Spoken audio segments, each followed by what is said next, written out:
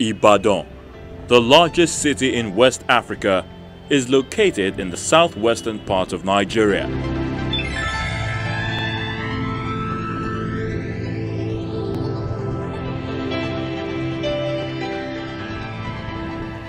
It's defined as a place splashed of gold and rust-brown roofs, flung and scattered among 7 hills.